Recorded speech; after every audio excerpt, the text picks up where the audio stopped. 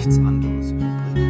Er drehte sich zur Seite, damit das Mädchen seine Erektion nicht sehen konnte. Als müsse er sich mühsam an das, was man Schritte und Gehen nannte, erinnern, starkte er den Strand hinauf. Während seines Aufenthalts war er schmaler geworden.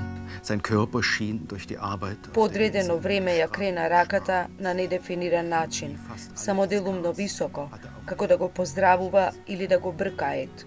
Ед стана и, иако беше на оддалеченост од неколку маси од братата, мажот почна да зборува толку гласно како надвор на терасата да се собрале 50 луѓе за кои би било важно да се разберат добро уште од почетокот.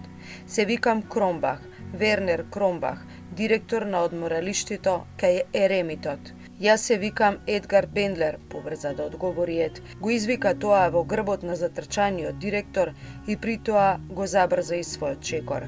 Поминаа низ просторијата за гости.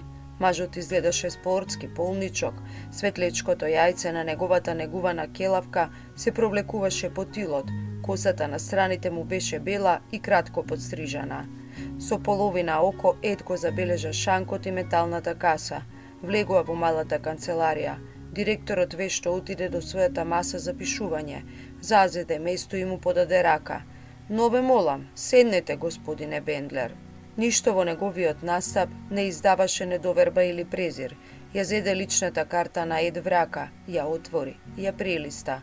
При тоа неколку пати си го погали високото чело, како она што може да го види таму во суштината да е премногу и конечно го праша дали е здрав.